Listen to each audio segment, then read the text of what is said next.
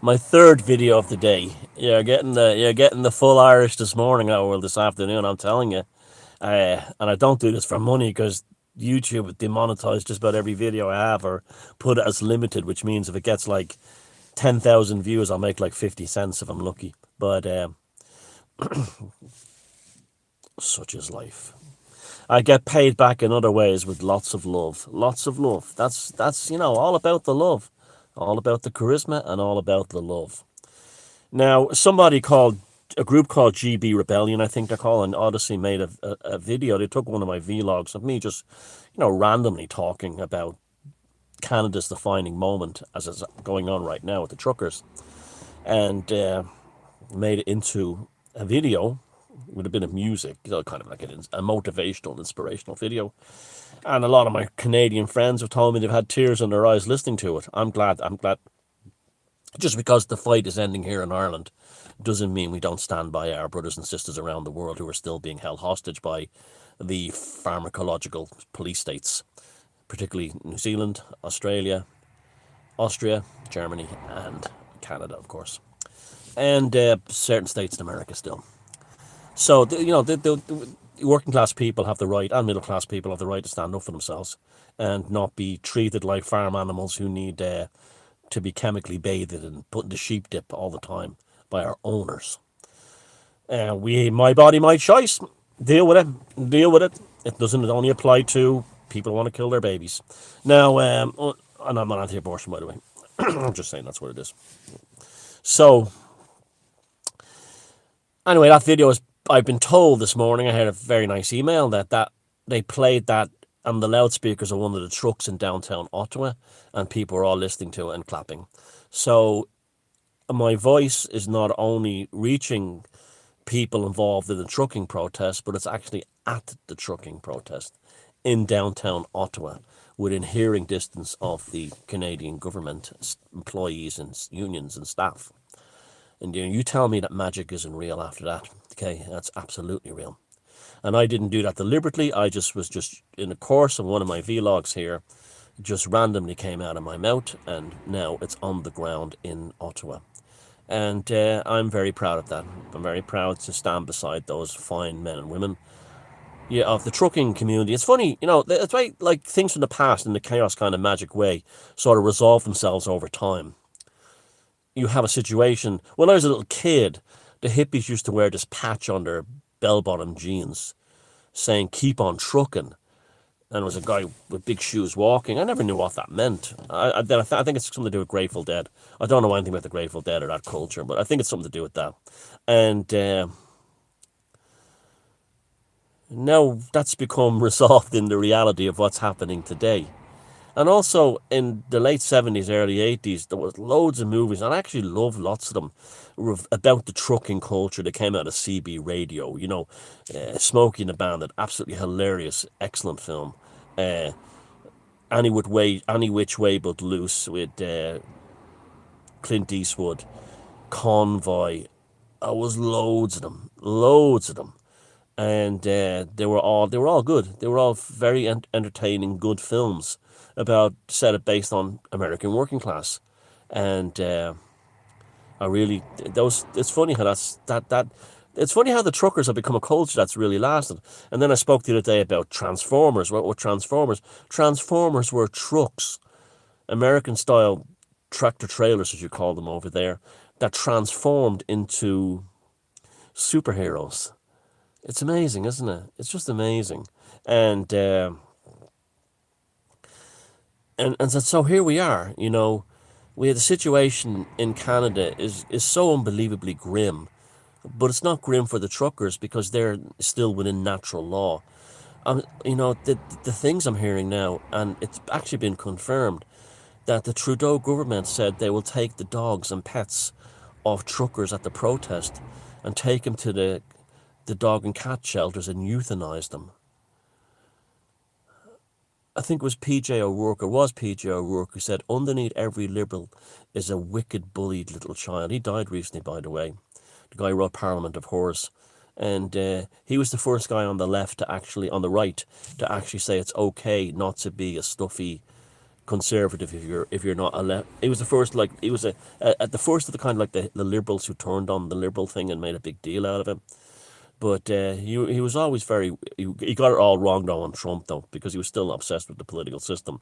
But he was, I can remember like years ago, he was being interviewed, I think, by Melvin Bragg on British television, and he said to him, how can you honestly, he said something about Northern Ireland, and this is in the height of the Troubles, and PJ O'Rourke said, have you ever been to Northern Ireland? And most of it looks like a golf course, a golf club. And it did. The trouble only happened in certain areas.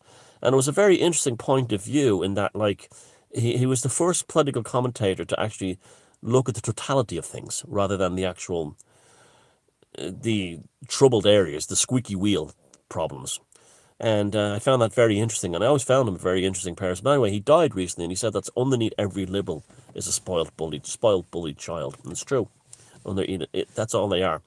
And Trudeau's actions actually show this at the moment. That's a spoiled child who's has everything he's ever wanted in his life, including the ability to wear blackface while calling people would never wear blackface racists, and because, well, he's Mummy's special little boy, and you cannot be messed with. And to see that the law has actually been passed to take the pets off these. See how evil is that? They know that a lot of these truckers are not married people. Okay, they're not family men, because it's a difficult job to have a family in, because you're on the road all the time. So what do they have? They have a pet dog, and they love that dog like a son or a daughter. And so the sheer evil of the liberals in Canada saying we'll take their dogs off them and euthanize them. It's just like saying what the Nazis did. We'll take their children off them and euthanize them. I'm sorry, if you think that Justin Trudeau and the people that's around him are in the right, you are a very unfortunate and disturbed individual. You are not. You are completely in violation of natural law if you stand by this guy and what he's doing. Even if you don't agree with the truckers, even if you're pro-vaccination, for government bureaucrats and politicians to take the dogs off truckers and euthanize them as a threat, do you want to be part of something that thinks and behaves like that? Seriously? You take a trucker who has no family but has an Alsatian or a German Shepherd or a Labrador. You're going to take the only love that he has in his life, probably, and kill it. What does that say about the mind of someone who would think something up like that? What does that say? It's no different than the ones who took the children off the Jewish people in Gasland, in the National Socialists, had them killed or separate them and put them into labour camps. And that's Canada today. That's shocking. I mean, it's so bewilderingly appalling, and the way it's done with that classic liberal smile, and also anyone for. Our primary aim now is to destroy the company GoFundMe. The GoFundMe bottled and gave in and basically stole money belonging to those truckers, because of, they didn't have to. They weren't even a Canadian company. They just did it. So the purpose now is to destroy GoFundMe. I don't care if it's to buy your grandmother an extra leg or a prosthetic leg. Don't ever give another penny to any GoFundMe campaign ever again. Destroy that company. Destroy it. And if it changes its name to New Fund Me or something, to continue to destroy it. Do not. Be like the people in Liverpool were following the Hillsborough disaster and the Sun newspaper. When the Hillsborough disaster happened in Liverpool and 98 people died in Hillsborough, a soccer stadium in Sheffield, during an FA Cup game, because of crowd crushing and there's too many people in the stadium. The Sun newspaper in England said that they stole wallets off the dead and all this stuff and this kind of thing. And they portrayed people from Liverpool in a very bad way. To this day, even Everton supporters in Liverpool do not buy the Sun newspaper. You cannot sell a single copy of the Sun newspaper to this day anywhere on Merseyside in Liverpool. And that's how we have to be with GoFundMe. That's they should be treated the same way for the same level of wickedness of what they did. Just stole someone's money, just took it. And the wickedness of the dead entity called the Canadian government under Justin Trudeau, you see, it's already dead because it's on every level it's in violation of natural law. And what was supposed to be 2 weeks to flatten the curve is now 2 years later, police horses trampling upon peaceful protesters in downtown Ottawa who just want to live their lives without having to be sheep dipped everywhere like Justin Trudeau's farm animals. That's all they want. They don't want money. They don't want anything else. They just want to be left alone. And the wickedness of that is so self-evident that if you can't see it, there's no wonder that all the left-wing... This is why I saw a tweet last week by bureaucrats and civil servants, scum of the earth. People who work for government are generally human waste anyway. Some of the most evil people I've ever encountered in my life are civil servants or government workers, because they can spend the rest of their lives being evil and getting paid for it because they'll never be fired. But and I'm sure there's lots of good people that work as civil servants. I'm just saying that the most evil ones I've never known. A great place for a psychopath or a borderline female is to work in government because you're basically safe. But they had this thing like the lefties and liberals. See, you have like civil servants are no longer an administrative body of government. They're a philosophical enforcement agency. They don't actually, they're not about running the machine of government. They're a philosophical enforcement agency, pushing woke left-wing ideologies. And so because of this, you have all these freaks working in government offices. And I saw a tweet, as I was saying, from Canada that showed someone saying, if you're triggered by what you see on Twitter, switch it off. It's like, make it go away, make it go away. They've lost. They've already lost. They've already lost. It's over. It's done with. It's over and done with, and they've already lost. Now, it's where this goes from here is going to be extremely interesting. Even if, there's absolutely nothing Trudeau can do, and people who support him, to win at this point. They're in checkmate. The only thing they can do is what they've been doing so far is, like when when you played football when you were a kid, and the kid who had the ball, the certain type of kid who had the ball, little scumbag, little loser, and his team lost. He'd either kick the ball away so the game couldn't be played, or he took the ball and went home. We're not playing anymore. Well, that's what Trudeau has done. But it doesn't matter. It hasn't changed the score. He still lost. The game is over. He still lost. Running home with the ball or kicking the ball over a fence so the game can be stopped is still lost. He still lost the game. And that's what Trudeau has done in Canada. So it's over. He's lost. So even if they send troops to the downtown Ottawa to machine gun those protesters, and believe me, Trudeau will do that. He's developed that genetically. He has that in him from his father, Fidel Castro. He's genetically a killer like Fidel Castro. So remember, behind that nice guy smile, it's all... You see this whole thing, Jacinta Ardern, Dan Andrews, Leo Varadkar, Trudeau, it's all the professional nice guy thing I spoke about in the other video. And what's behind there is a monster. In every case, is behind there is a monster. You cannot trust. You should never trust. And when the going gets tough for them, the monster comes closer to the surface. Not just in a philosophical or behavioural level, but look how Jacinta Ardern's physical face changes. Jacinta Ardern's face changes into something like the Crypt Keeper from the Tales of the Crypt movies, the more she's being challenged. The monster comes to the surface. The true wickedness below the pastiche of likability. Like Hillary Clinton, she's the classic. Well, Hillary Clinton is almost like the Shelob of all these people. She's the spider babies. Hillary Clinton's spider babies are all the ones in charge now.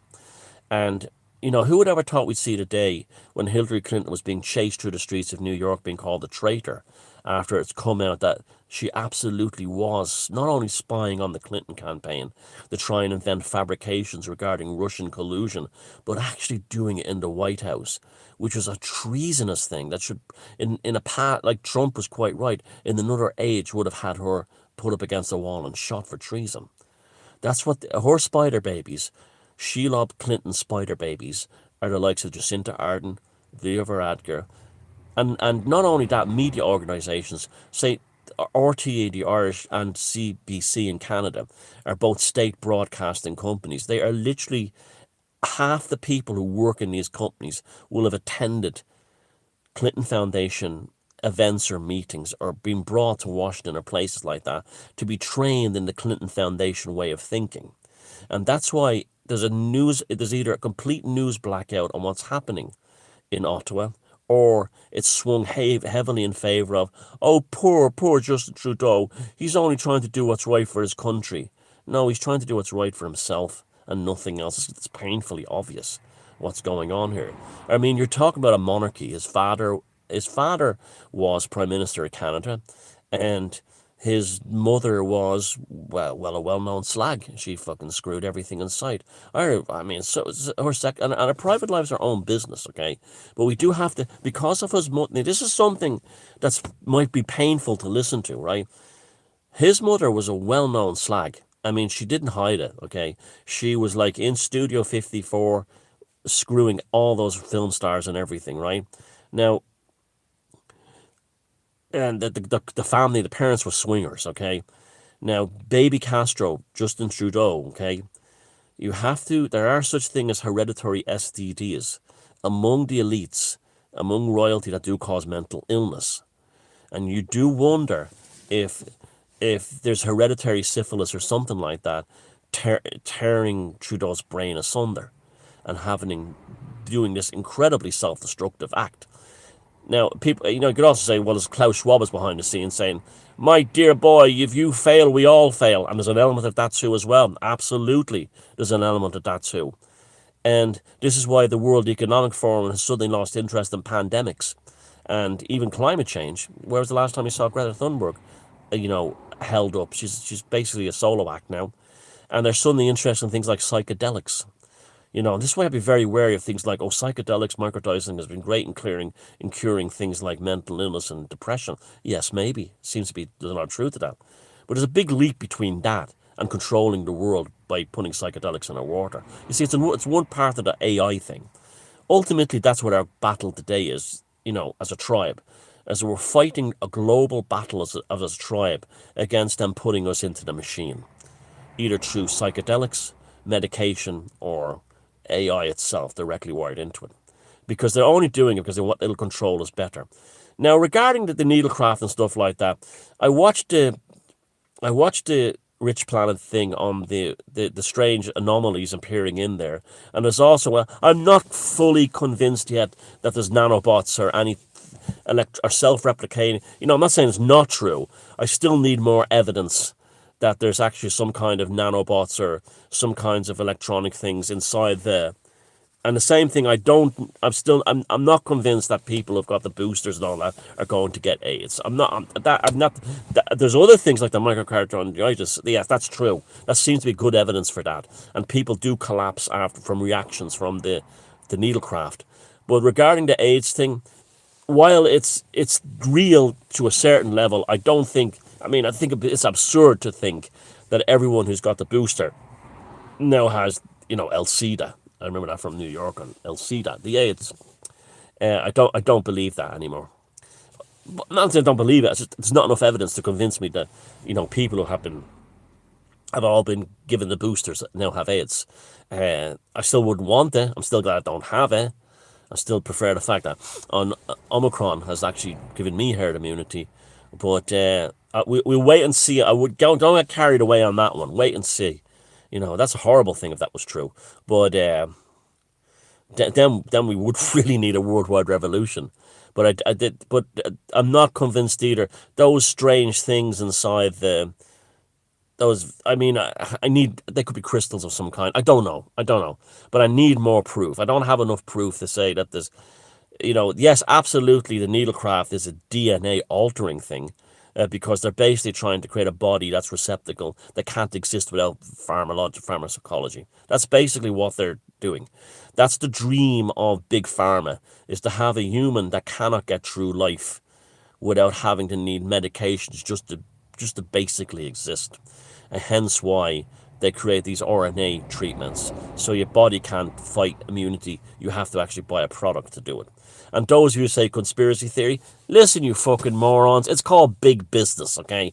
Big business. 40 years ago, lefties would have been on with this, saying you shouldn't trust corporations. Now we have a situation where lefties are all like, I love Pfizer. I love Johnson and Johnson. That's what lefties are like today. Morons, okay? I mean, maybe you always were morons, but that's what you're like today. 40 years ago, the average lefty would have gone, you're absolutely right, Thomas. We cannot trust these major corporations and these CEOs. They're only interested in turning us into a commodity. Nowadays, lefties are like, you crazy conspiracy theorist. Corporations like Pfizer are in it because they love us. That's what lefties are like. That's what Marxists are like today. That's how insane it's all become. But back to Ottawa, my voice booming out of a loudspeaker there is proof that magic works. It's proof that if you step into with an honest heart and you make a statement with an honest heart, you're in natural law and it will travel. Where if you're just trying to create hysteria or following a philosophical mandate or getting back at someone, it will never travel. It will never travel because it's not natural. It's not natural. The natural thing is to go with the natural flow of the times and move on and travel with them. Anything else that is invited, like, it's the whole thing of like the couple that's the marriage is in trouble, let's have another baby. Is that going to fix the marriage? Of course it's not. But that's why, because it's against natural law. The only thing that's going to fix that problem is the two of you breaking up. That's the only thing that works. The most miserable people in the world are people who've compromised all their lives. They've no charisma, they're not happy, and it's never getting any better. And it never will get better. So when a marriage or a relationship is not working out, or a friendship, you move on. If it's not, there's nothing in it for both people anymore, you move on. Or for you, it's really about you. Fuck the other side. I mean, I don't mean that being in a cold sense. I mean that in a sense like you cannot destroy yourself to accommodate other people. You cannot have yourself emotionally damaged. And that's what the Ottawa truck thing is about. It's about people who are not willing to have themselves emotionally damaged. Now, what Trudeau did with dogs and cats is pure evil. It's borderline. He's like a borderline female. A borderline female will sink at the lowest levels of depravity, and he's running a smear campaign against them. That's what Justin Trudeau is. He's a borderline woman. That's what you are. That's what you are, baby Castro. You're a borderline woman. You're a queen. You're not even a man with your floppy hair.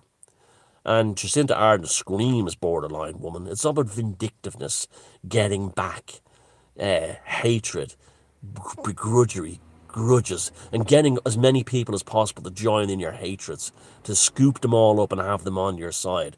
But it always ends in misery. It always ends in failure because it's always against natural law. Sanguine Gnosis, love yous all, take care, and you are fucking beautiful bastards. Not just the ones in Ottawa,